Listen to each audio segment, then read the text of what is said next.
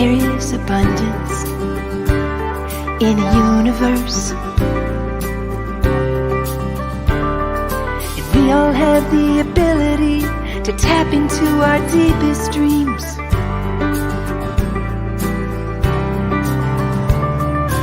You can learn and grow at your own speed, and build a business based on your own needs. Well, I bet you didn't know you could make money from your home and take control of your security. Yeah, I bet you didn't know that you could make it on your own and take good care of your family. Why do we wait until tomorrow when we could do it today? Step out of your comfort zone and take a leap of faith. You can learn and grow at your own speed, and build a business based on your own needs. Well, I bet you didn't know you could make money from your home and take control of your security. Yeah, I bet you didn't know that you could make it on your own and take good care of your family. Bedrock bookkeepers rock it from their home. Bedrock bookkeepers make it on their own. Bedrock bookkeepers live it in the zone.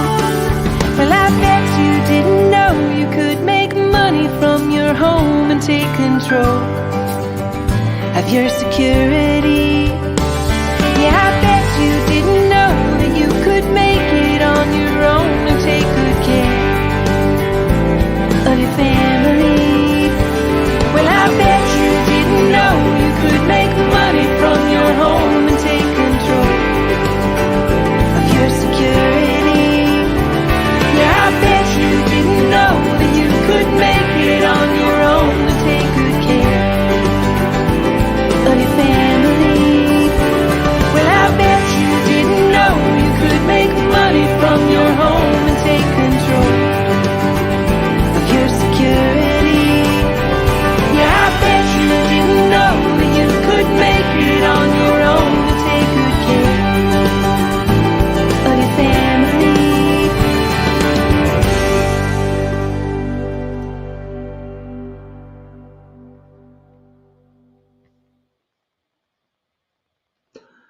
Hello, entrepreneurs, especially Jumpstart community.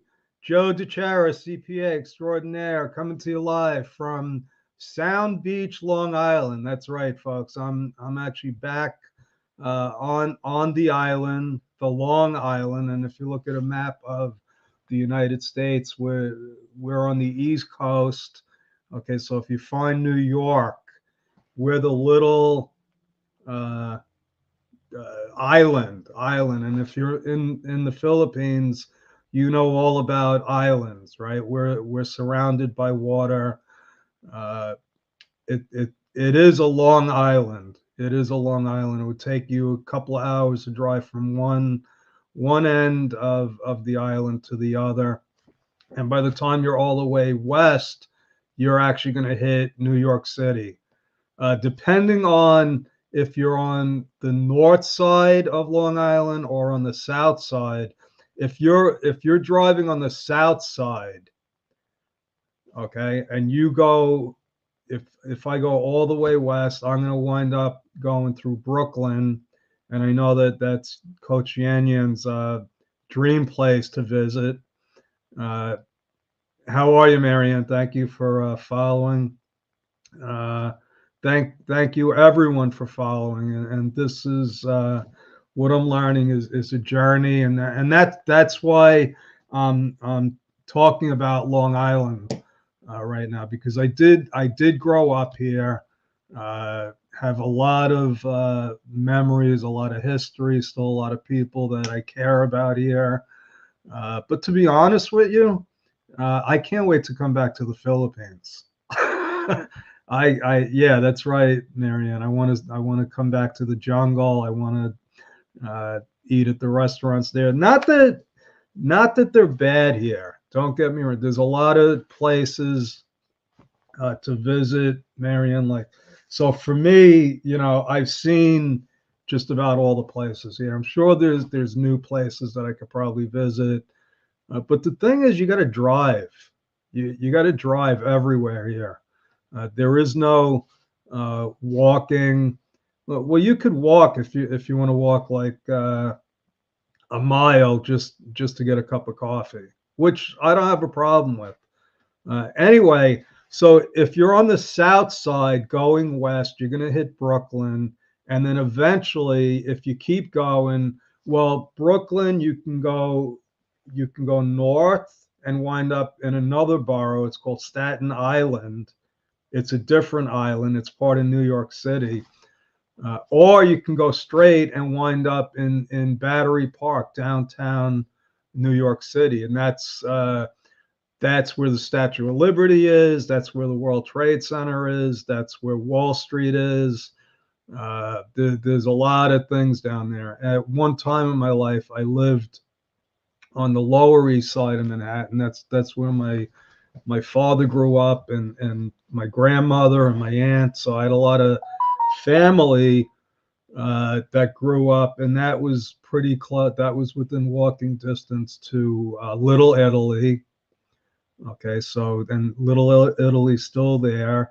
And when I lived there, I was in between second grade and fourth grade. So I actually lived in my father's building. There were no elevators. There was no AC. But 95% of my friends were Chinese, because where my father grew up was originally all Italian, and then little by little, other nationalities started moving, and it's probably almost 95% Chinese, and it was one of the best times of my life, let me tell you. Yeah. So I had literally hundreds of friends. I never got to learn any Chinese. I don't know why, but I did have one other Italian kid in my class, Leonard Piccarelli. I'll never forget him. I don't know why, but anyway, so if you're on the north side, so right now I'm in Sound Beach, which is the north side of Long Island, and if I went directly straight, okay, if I headed west, I would hit number one, Queens. So Long Island isn't all Long Island. Part of it's New York City. So New York City has 5 different boroughs. It has Queens, Brooklyn, Staten Island, New York City, and which one am I leaving out? I always leave one out. Queens, Brooklyn, Staten Island, New York City, and there's another one. I always forget one. Don't ask me why. But anyway, that's a little history on where I'm from. I would like, if you're watching live, give me a hashtag live. If you're watching the recording, even more important, give me a hashtag recording. I used to do this a long time ago.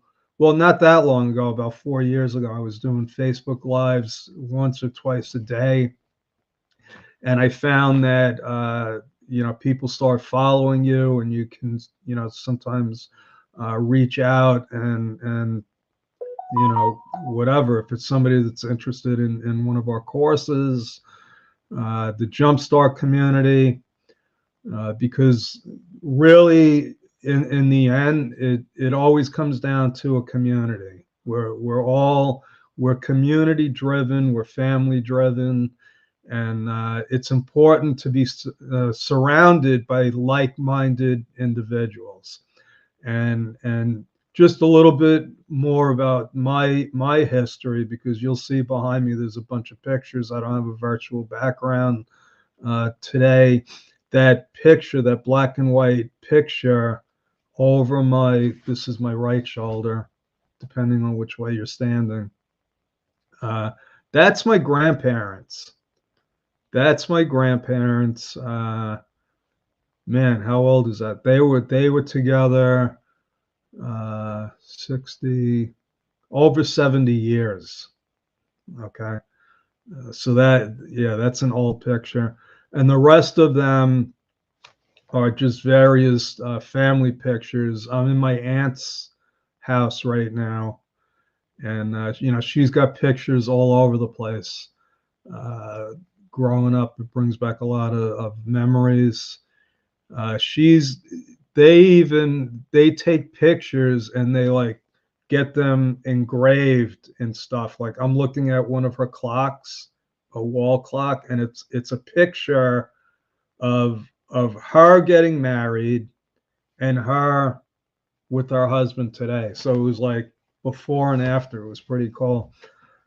Anyway, so let me get on with what we're actually going to talk about today, because from my observations over 40 years in the accounting business, I'm coming up on 64 now, so I've been on this planet for quite a while. I've read a lot, okay, a lot, about anything from quantum physics to time travel, and why we're here, the Bible, so I spend a lot of time thinking about stuff like this. And it always seems to come down to the same exact answer. No matter if you're reading the Bible, if you're reading Emerson, Shakespeare, it always seems to come down to, what are you doing in this moment? What are you doing right now? Are you laying in bed because it's too cold?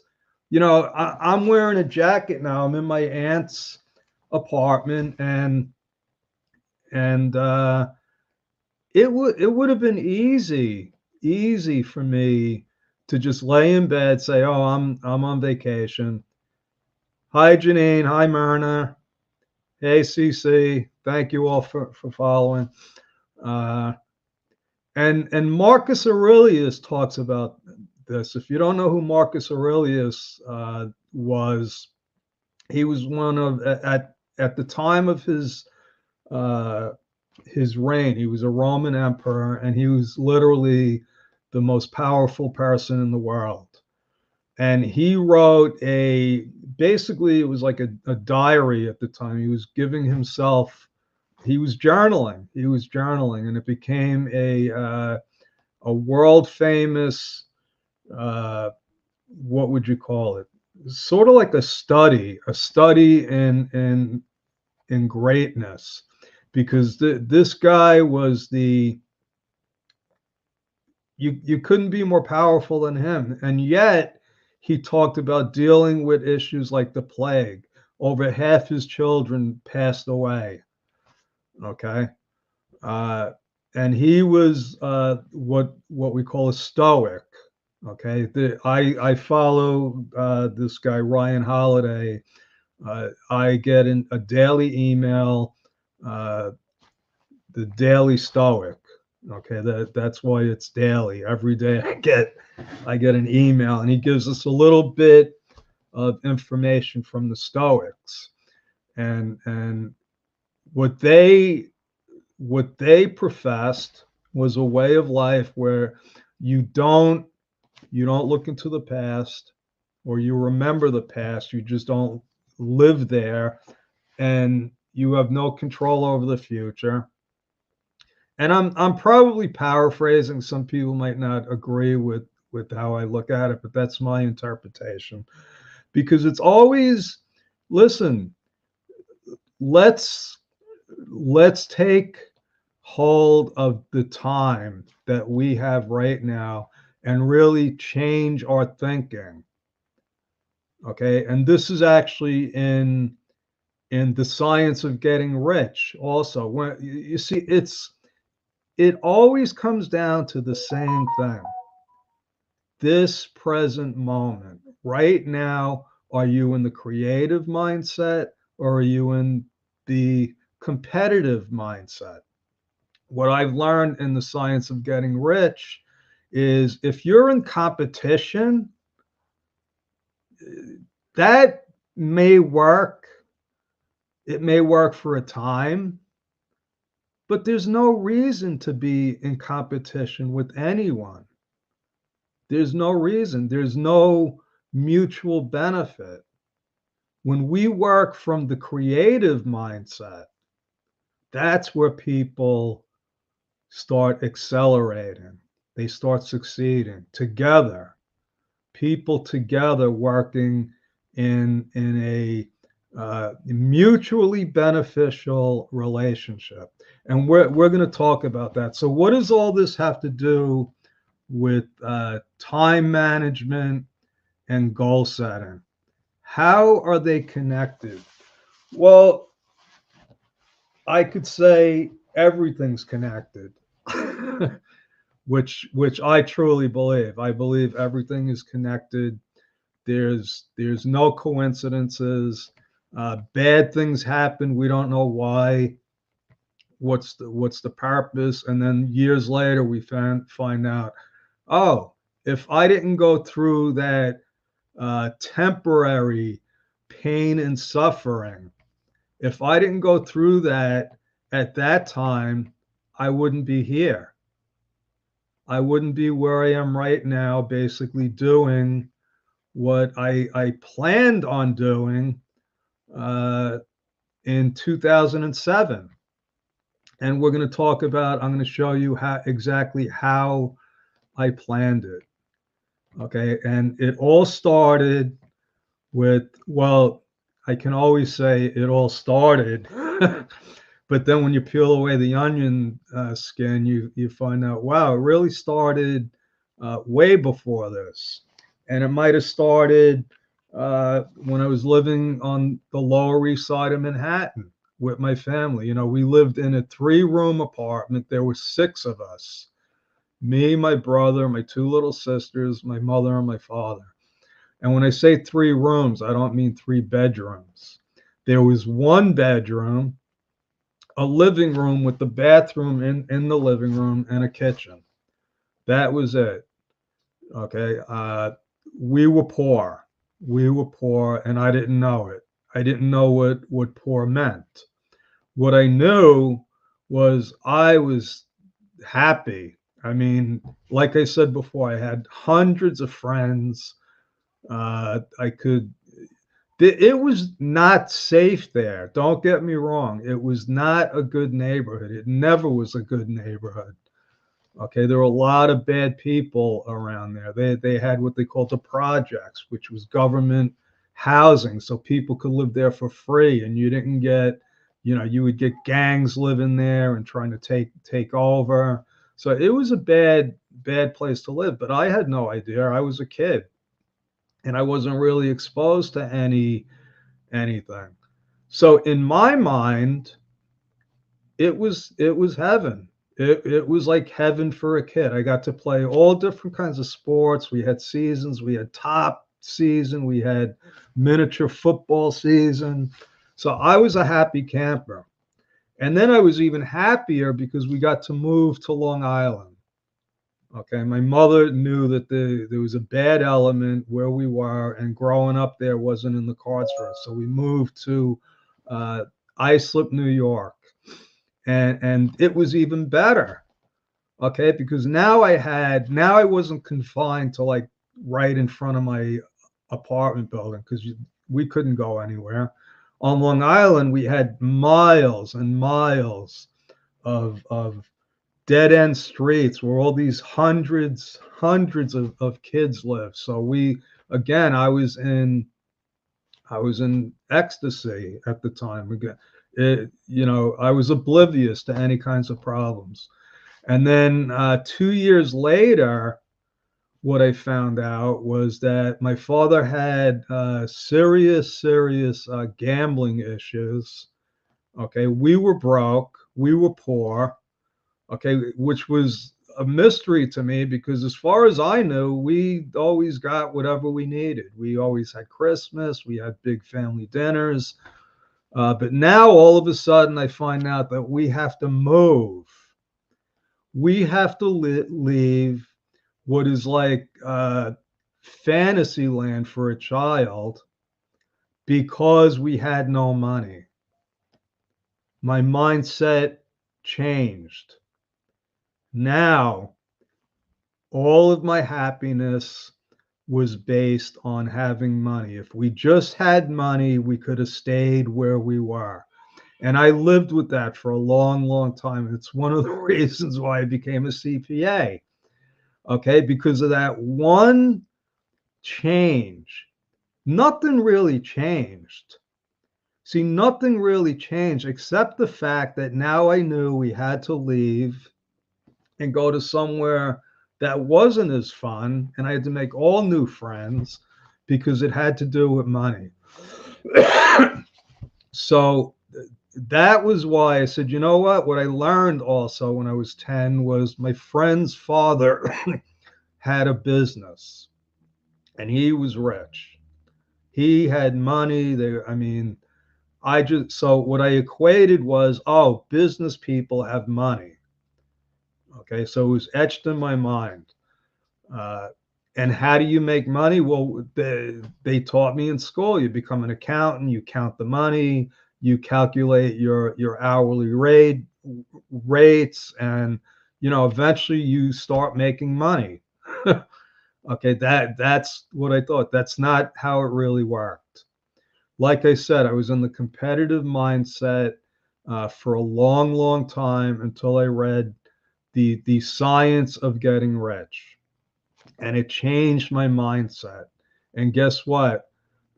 It was almost like a domino effect. It wasn't one big change. It wasn't one big change. So, John, I see your question here, and this is why I'm going into this. This is why I'm actually going into uh, this lesson. Yeah, it is about time management and goal setting. Okay, so John, I'm going to give you some of the steps along the way that I've been utilizing to get me from where I was, which was a place that I wasn't happy. Okay. Did I have a business? Yeah, I had a good business. Okay. Was I making money? Yeah, I always made as much money as I needed. Okay. I never did a lot of investments. I always just invested in myself and trying to grow my business. Okay. But like I said, uh, if that's the mindset, you lose sight. You lose sight of how things really work. And that first step, John, was I read The Science of Getting Rich. Okay, by Wallace Wattles. If you ever heard of a movie called The Secret, Rhonda Byrne, her daughter gave her that book to read and said, maybe this will change things. And if you don't know about The Secret, uh, just look it up. Okay. The secret isn't really a secret. The secret is that if you live and act and think in a certain way, you're going to get a certain kind of result. Okay. So, how do you do that? You got to know what drives you. What drives you? You know, people think, and again, uh, what you may or may not think may or may not be accurate. Okay, and that's why I have a coach. That's why I talk to Larry Broughton. I have mentors, uh, and I asked Larry, I know what my why is. I have a few whys. I know why I'm doing this. I know what I want to accomplish, but I don't always feel like doing it. I don't always feel like doing it. Okay. It's Monday. Okay. Monday morning. Oh my God. I don't feel like getting out of bed. I started to talk about Marcus Aurelius, and he talks about, man, it would be just so nice to stay under the covers and not have to get up. But that's not how things are accomplished. So, what Larry's always got a good quote that makes it simple. He said, habits eat motivation for breakfast. Think about that. Habits. So you got to know what your why is, okay? You always this is what I believe. You got to start with why. And for me, it's always been like this. I just never realized it. For me, it's to empower the little guy, to give the people that want to start their own business the tools and resources that they need to do it without going bankrupt. Okay, and there's a lot of ways to do that. So, uh, at the core of everything I do, I know that that's what my job is, and it's not so uh, crucial. It's not so crucial as far as the items that I personally do to get there. Okay, so like I said, goal setting and time management are related, but you got to be focused. You got to be focused. So these are some of the areas that I covered, John. Okay, you got to know your why. Not only know it, you have to document it. And I'm going to show you how I do that. Started in 2007 with another book called The Law of Success. The Law of Success, written by Napoleon Hill. Napoleon Hill also wrote a book called Think and Grow Rich. Okay, and what Napoleon Hill described in his book uh, was what I saw as really a condensed business plan.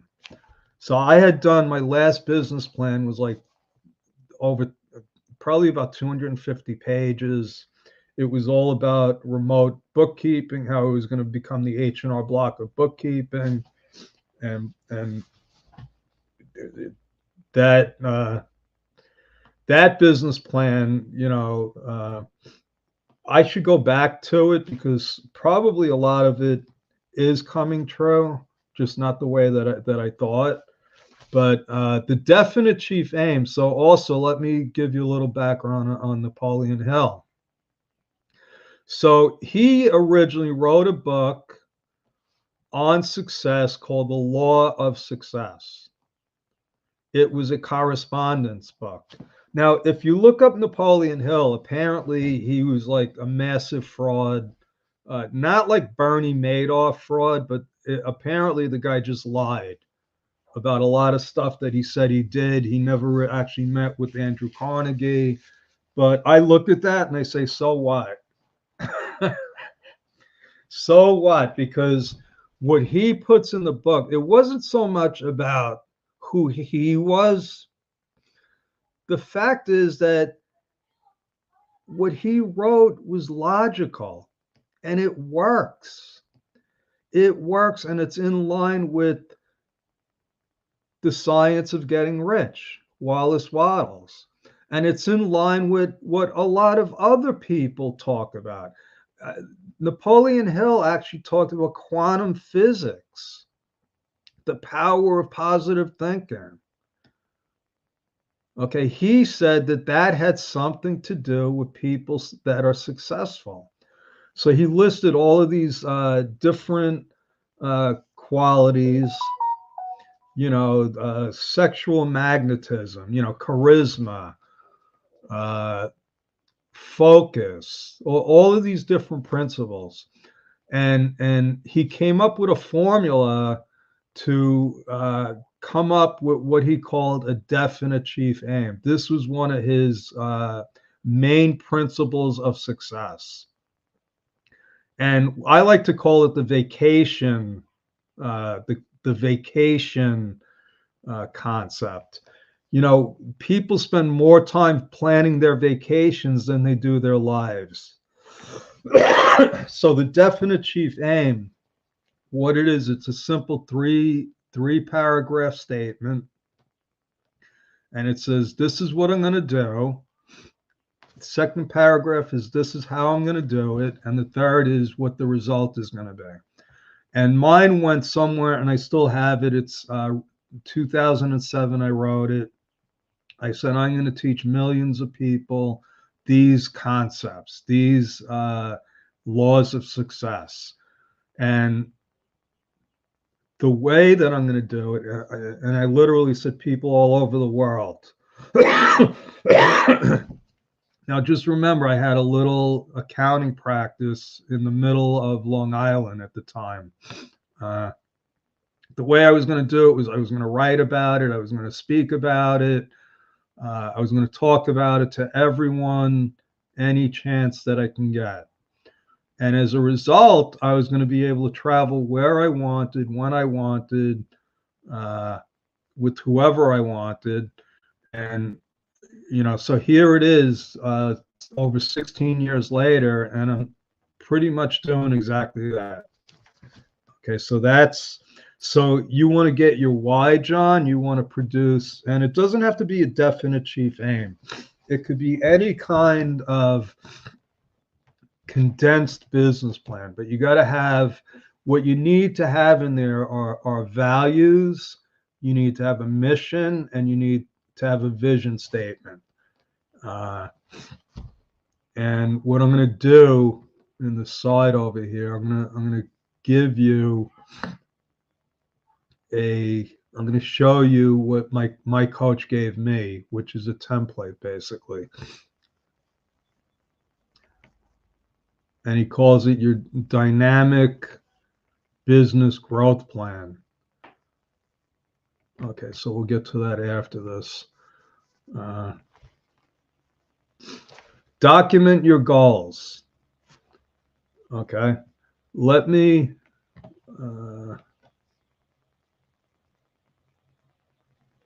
document your goals. Okay, share screen. I'm going to show you how I've taken a lot of the stuff that I've learned from these publications, from other tools and tricks that I've learned, and I came up with my own guidebook.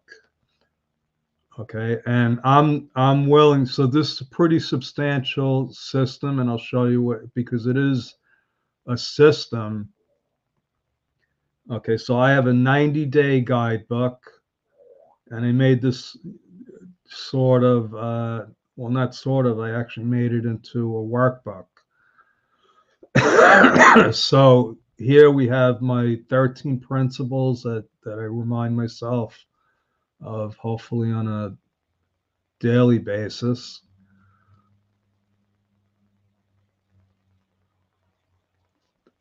So here's the instructions, but I want to get you to the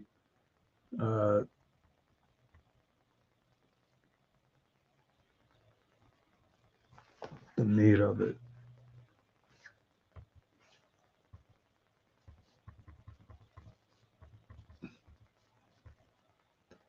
Okay, so over here I have Bruce Lee's definite chief aim.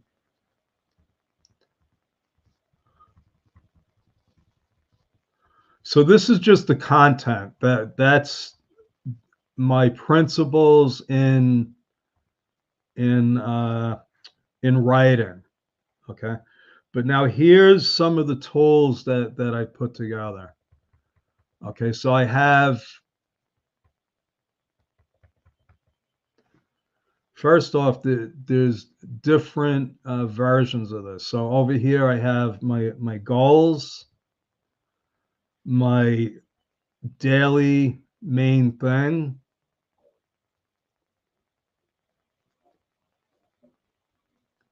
So I set this up so it could be printed. You don't want to type this stuff in. So you see I have all for 13 weeks. That's a quarter. Then I got a thing for daily activities, petty cash. Okay.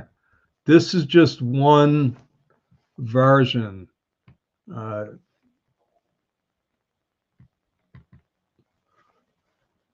so what I do with this stuff is I mix and match it. So you see, when I do this, I print this out. I have my definite chief aim in here. So this is how I manage my everything, everything from tasks to goals, big events, and you could see I have all different. You could say modules for this. I have a calendar. Uh, I have a budget.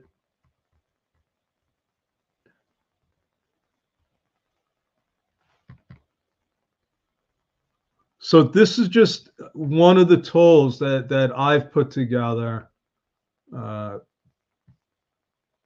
to help me manage my time and goals.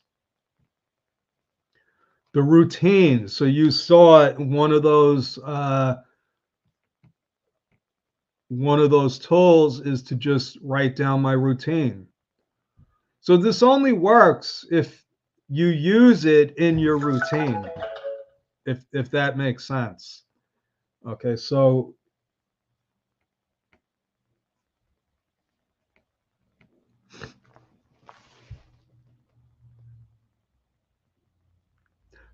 John, I'm not sure if I answered your question now. I'm looking at this again. So you say, what steps can we take to improve the situation?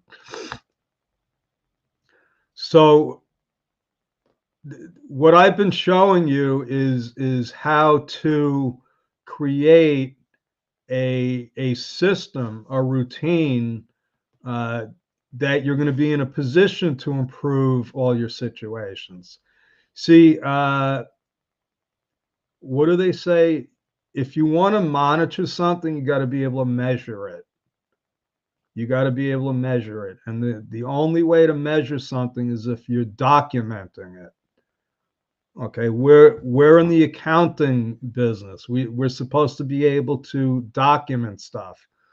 And also what we incorporate, I don't know if I put it in here, in line with what our goals are, we keep KPIs, key performance indicators. Okay, and we look at those. Okay, we have, how big is our email list? How many are in the Philippines? How many are in America? What's our target? What did we do last year for this month? Because accounting is very time sensitive. So I could tell you in February, March, and April, that's when we do the bulk of our tax returns. So our revenue is going to go up. Okay. Then May, June, and July, it's flat. It's not like there's extra money coming in. All right. Discipline. Okay. Habits. There's habits and then there's discipline. Okay. I believe, and you could look this up, but I believe that discipline is what you need to develop habits, if that makes sense. So I've heard, all different numbers, but I think if you do something every day for like 28 days straight, there's a good chance you're going to do it on day 29. Okay. So that's why, I started an exercise routine about a month and a half ago, and I made it to the gym, I think 14 days in a row.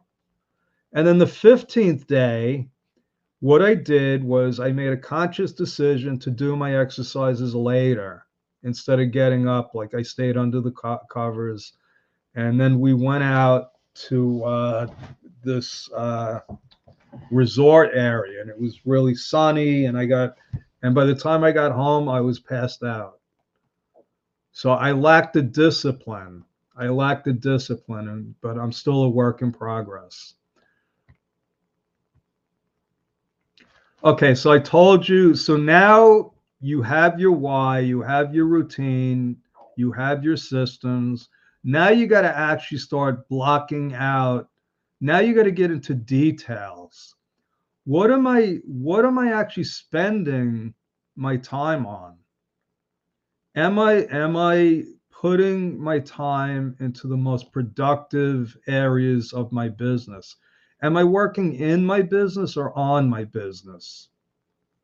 Okay. Now the difference is if you're working in your business, that means you're doing everything. Like I was 4 years ago. 4 years ago, I was doing all the marketing, the slideshows, I was editing my videos, everything. I was even doing the website. Okay. That's why if you see an improvement on the website, on the videos, on the slideshow, it's not me. It's because I stopped doing them. Okay. I got to the point, luckily, where I could start working on the business. And the way you do that, John and Khadija and Janine and for everyone, you got to have a budget. You got to start with the personal budget. Okay.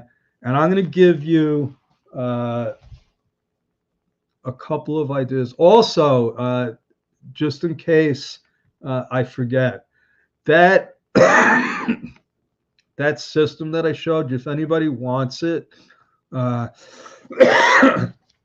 all I ask is you book a chat with me, timewithjoe.com, and I'll give you the whole system for free, because then I can actually walk you through it and show you how I utilize it. Okay. So you got to be able to, and we have what we call the Larry Broughton exercise, and I'm gonna share that with you as well. But you got to be able to. So what the Larry Broughton exercise does for us is it's a simple list, and you got to fill in 3 columns. What exactly are you doing? Okay, so one of the things I do is I do these recordings, I do videos. Okay, then the 3 columns is number 1, I'm doing it. Number 2, I'm good at it. And number 3, I love it. I love it. So now we have, a bunch of team members. It's not just me. It's not just let's say 15 people we have do this Larry Broughton exercise. And you'd be surprised. You'd be surprised when you start listing what you're doing, and then you're going to look at it and you're going to say, this is something I can delegate. This is something I can make into a system and let somebody else do it. Or this is something that really doesn't have to be done. It was important a month ago, but then, somebody else did something, and it's not important anymore. Or you could say, you know what, this is, publishing our books. We have like three more books that are ready to be published. It's not the end of the world, so we don't have to say, hey, by tomorrow, let's get these published. Okay, so that's what the Larry Broughton exercise helps us with. Before I get into that, I'm going to actually show you the Larry exercise.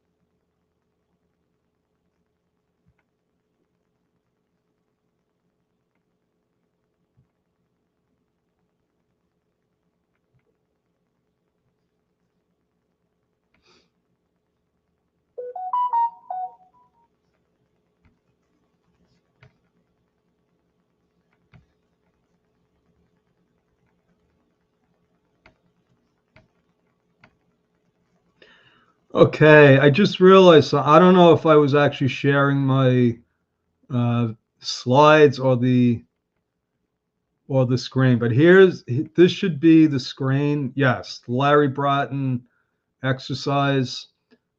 So you could see it's really simple, and the way that you do this is you just have it right on your desk. As you do something, you say, "Oh, I'm checking emails now." Now I added a couple of other columns. One, I wanted to know how much time we were spending, and what type is this, admin, sales, or operations. So that's what it should be, uh, S O ASO, admin, sales, or operations. But that what becomes more important are the tasks. And what I look for is there anything somebody's doing that doesn't have the other two boxes checked. Also, if they're doing a lot of things that they're good at but they don't love it, we might look to uh, take that away. So that's my story. I'm sticking with it again, folks. A little bit, almost on an hour. You know, I always try to do these quickly. I mean, not quickly, but cover a lot of things in a short period of time. Uh, I hope that I gave you some value. And like I uh, was about to say before, if you could subscribe to our YouTube channel, that would be very helpful. It helps us get ranked higher. Uh, but also, more importantly, when we upload a video like this, you're going to get a message. You're going to get a message when we uh, schedule them, and also when we actually go live. Thank you all for the hearts. Thank you for the comments, and I will be seeing you again shortly. Oh, and one other thing, I did. Uh, I'm pretty sure I posted this. Join our Jumpstart community. We have our grand launch coming up May 18th and 19th. And if you look uh, at the lineup, okay, look at this lineup. We got Stephen C. We got Mary Coach Yan Yan, Larry Bratton coming all the way from the United States, former Ernst & Young Entrepreneur of the Year. And let me tell you, folks, that's a big deal. Only one entrepreneur in the country gets that award, and Larry won it one year. One of my favorite accountants, Sir Jonathan, and Cap Hernandez, and there's no coincidences. He's wearing my Yankee cap. He's wearing my Yankee cap, so I'm looking forward to meeting him. And what you don't see here is my amazing team. You're going to get to meet Luz and Janine and Honeybell, our grand host, and Dan the kid, the video man, and a whole lot more. You're going to be meeting with your peers. It's going to be an amazing event. So that's my story. God bless. I'm checking out and looking forward to seeing you all at the Jumpstart event. Thank you.